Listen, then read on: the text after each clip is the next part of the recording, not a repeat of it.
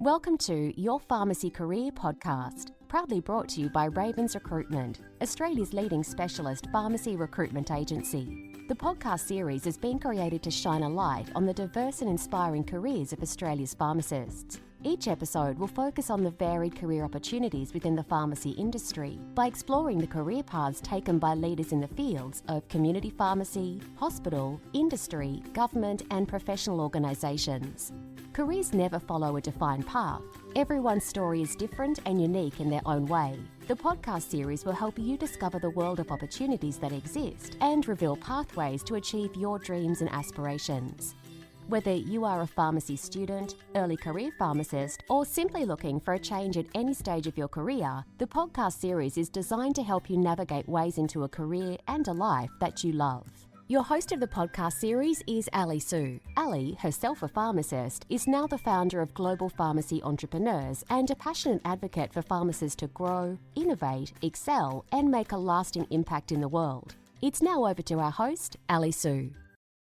Welcome to another episode of Your Pharmacy Career Podcast, the ultimate resource for aspiring and early career pharmacists. I'm your host, Ali Sue, and I'm here to guide you through the dynamic world of pharmacy, one episode at a time. Before we dive into today's exciting discussion, Raven's Your Pharmacy Career Podcast would like to acknowledge and pay respect to the traditional custodians of Australia, their profound connections to their land, sea, and community, as well as their elders, both past and present. We extend this respect to all Aboriginal and Torres Strait Islander peoples today. Today our guest is Jamil Karaki, a locum pharmacist deeply rooted in the world of retail pharmacy and education. Jamil wears multiple hats, not only as a dedicated educator in the pharmacy program at the University of New South Wales, but also as dynamic content creator on TikTok, where he imparts invaluable health tips and tricks to the public. Jamil's pharmacy journey began during his student years when he ventured into retail pharmacy, climbing the ladder to manage large pharmacies and lead teams of up to 47 staff members by the young age of 27. Along this journey, he started sharing his wealth of knowledge through what he termed Megamind sessions, educational forums where he enlightened fellow pharmacy professionals and students about common conditions and their treatments. These sessions served as the foundation for Jamil's rapidly growing social media presence, amassing nearly 60,000 followers and counting. But Jamil's passion for teaching didn't stop there. Upon joining the pharmacy course at University of New South Wales, he collaborated with Dr. Ramesh Wapala to teach the double degree pharmacy course. This opportunity allowed Jamil to nurture his newfound passion for guiding the future generation of pharmacists, ensuring they grasp and excel in the intricacy of the profession. Yet, Jamil's ambition reached even further. He aspires to become a pharmacy owner with a vision to revolutionize the pharmacy experience for the public in an unprecedented and innovative manner. Join us as we explore Jamil's incredible journey filled with dedication, education, and the relentless pursuit of transforming the world of pharmacy. Without further ado, let's welcome Jamil. I'm very excited to have you on the show, Jamil. I've seen all your videos on all social media platforms. So it's amazing. So tell us about how you got there and why did you start this channel? And the way that I actually got into it is that when I was working with student pharmacists, a lot of them were lacking some clinical knowledge, although they were still learning at university. I feel that like university learning and in-person and in-practice learning is different because you have a real case scenario at hand and you also have the products that you are then entrusted to recommend to people. And so what I started to do was every week we'd all collectively, my students and I would collectively choose a topic we're interested in learning about, something in the pharmacy, such as, let's say, dandruff or eczema or tinea. I'd prepare a basket of products that help treat those conditions. And I'd first give them a background about the condition, what causes it, how do we identify it and diagnose it, when to refer to a doctor, and then if we are treating in the pharmacy, what products we can use, what counseling we can advise, and so on. Because in person, you don't get to work with every student on, because that pharmacy was open so many hours, I eventually took it and I made it a Zoom session once a week, 8 p.m. on a Monday to be exact. When I'd finish work at 7, I'd get home, get ready and start the session. And then eventually it outgrew the store I was working in at the time, and students from other stores in Chemist Warehouse, 3 stores, students that would log on a Monday and actually listen in and learn. And then eventually I was like, well, why not just take it to the next step and start making videos on social media? So I took to TikTok and Instagram less so, but TikTok more so. And I found that many people, not only the pharmacy students and pharmacists, but also the general public, really took to the content, and it took off from there. Yeah, it's such a good idea. Have you had any thought, what if I make a mistake, or any fear of being called out by other people? Yeah, look, always when you're giving information, whether it being in the pharmacy to one person or to some of my videos where I've reached 5 or 6 million people in one video, it's always the same level of confidence that I have in giving my recommendations and my counseling. So whether I'm counseling my family member or a random person in the pharmacy or the general public, I'm always certain about what I speak about. So I do my own, if I'm ever unsure and I ever feel, like you said, self-conscious about a particular thing, and I can't say that I'm certainly confident in recommending a particular product or a particular activity or like a non-pharmacological treatment, then I will do my own research and make sure I have a list of references and backups in case I do ever get called out or followed up on anything in particular. And if I am ever mistaken, I'd happily take it on the chin, and I'd apologize for making a mistake and move on from there. Have set a great example for our pharmacy students and pharmacists, really to feel confident and to speak up openly, not just to one person, but to everybody. Social media has created that platform for us to amplify our voice. That's right, Ali. I think that social media is definitely a key in getting out there in this day and age, and I think it's important to move with the times. And part of that is to actually inform people what we're all about, and the amount of knowledge that we do actually possess and that we can share with people and help them benefit from. So we do it in a pharmacy setting, and we don't charge anyone to have a chat and come in and get some advice. And there's a lot of people who call up a pharmacy and speak to a pharmacist at any of their opening hours and get some advice. So likewise, I wanted to share some advice to the general public, free of charge, just happy to help, happy for them to know that, like, what we're all about. And in this day and age, we do seem to be getting further and further apart from each other in like a person-to-person interaction, and everything's going digital and online. And so I'd like to, instead of complain about it, I'd like to embrace it and do the best that we can in helping, doing our part in the community, in our profession, in a different and more advanced way, let's say. In a time where there's a lot of uncertainty about the profession, like this morning I received an email from AJP where there's an article saying that there's a lot of people considering leaving the profession, but at the same time, I don't think the future's ever looked so bright for the profession. Like, we're delving in so many interesting fields, such as pharmacist prescribing, given us a lot of responsibility. And it shows the level of trust that not only the community has in us, but also the governing bodies and everyone writing the laws. So they see us for what talented health professionals we are, and therefore have bestowed us with extra responsibility, and responsibility that we're very capable of taking up. So not only are we vaccinating against many diseases, and we're also involved in very special things such as pharmacy 777s, professional services, and then we're just being given more and more responsibility because we're well trained and professional and capable healthcare professionals. And so for students who are unsure about the pharmacy profession, because there is a lot of, sometimes negative talk going around, I can tell you that when I was going through pharmacy school, the pharmacists weren't doing as much as we're doing now. And the beauty of that is that you have so many specializations that you can take up.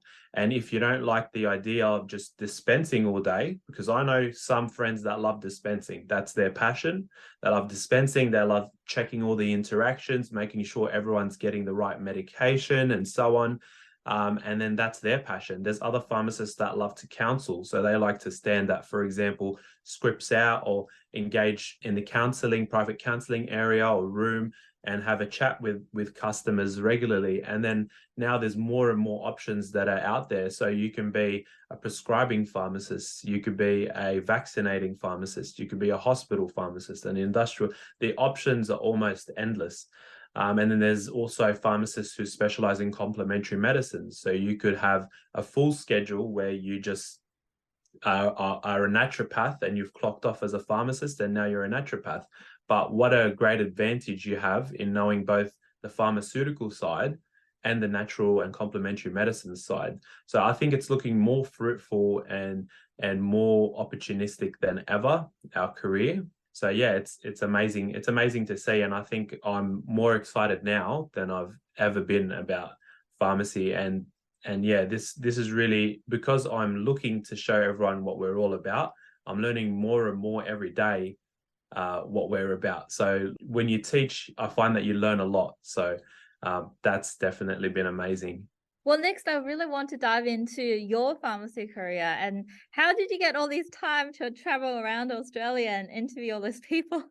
Oh, that's a great question, Ali. So I studied at the University of Sydney, and that was a very on-campus experience. So I was there 4 to 5 days a week for the 4 years. And while I was there, I was advised by my tutors and lecturers to get a job in pharmacy because it helps you get that experience in a clinical setting, which is what I went out and done.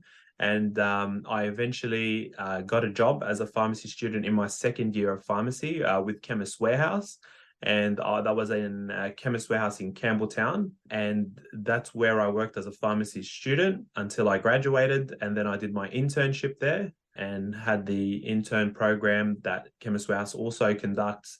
I was part of that. I really enjoyed that. A year later, I became a pharmacist and then a pharmacist in charge after that. That was up until 2021, mid 2021. And then I was offered a management role, so as a pharmacy manager, and that was all the way in Castle Hill. Although it was far away from me, it was about a 50-minute drive if I'm paying for tolls, a little bit over an hour if I'm not paying tolls. I never shy away from a challenge. So even though I had to travel an hour there and back, I was still up for it. And I went ahead and took up that role. It was a great opportunity. I learned a lot about people management and, conflict resolution. And during the time, I learned a lot about the retail side of pharmacy, which I did as I went through my student years and intern year and so on. But more so when you're the person in charge of the pharmacy, of every little aspect of it. So that was a very fruitful experience. But then mid 2022, which was just over a year ago, I resigned from my position as the pharmacy manager and I took up locum work. So I'm essentially a travel pharmacist now, and I have been for the last 13 months. And it's been amazing to be able to see the different aspects of pharmacies and different pharmacies all over the country in different settings, because I've worked in remote and rural areas. I've worked interstate. I've worked on the borders of states, which is really interesting because you have one law on this side of the bridge and then one law on the other side of the bridge. Just when I was working on the border of Victoria and New South Wales. So someone would come to me with a script that's expired in New South Wales, but it's valid for another 6 months in Victoria. So I'm like, look, I know you're from south of the bridge. So if you just travel back over there, you'd be able to have this prescription dispensed. But not on this side of the border, unfortunately. So there's experiences and a very rewarding experiences at that, because in pharmacies in remote and rural areas where there's only one pharmacist that's there 6 or 7 days a week and hasn't had a break for 2 years, it's quite rewarding to be able to give them that relief to take a couple of weeks off and spend some time with their family or travel abroad. And one other aspect that's amazing in the travel world of pharmacy is that you actually get to discover a lot of our beautiful country that we live in. So that's definitely been an amazing part. And I did most of my work so far, and I did most of my travel in my car. So I get to actually experience the beautiful outback of Australia. Yeah, and I get to drive by and see, all the farms we hear about and we actually get produce from. You get to drive past them. There's amazing, there's famous wineries that you drive past and you see, and it's nice to actually see, more of the country that we live in. And so how did I find the time, you asked? Some weeks I've worked 6 or 7 days. Other times I've worked less days, and you always seem to find a bit of time where you could, sneak in about a minute or so of video and keep people up to date with what you're doing. So I found that people are quite interested in knowing what's going on or where I am at that time. And so I feel like even though I may have had a big day or a big week, I do owe it to these guys that like the content to keep them updated with what I do. So yeah, I feel like there's always time. You have to make time. Especially you have to edit all your videos, and that takes a lot of time. The editing sometimes takes longer than the actual recording. So yeah, I definitely agree with you. And also there's more to it. There's more to it than meets the eye.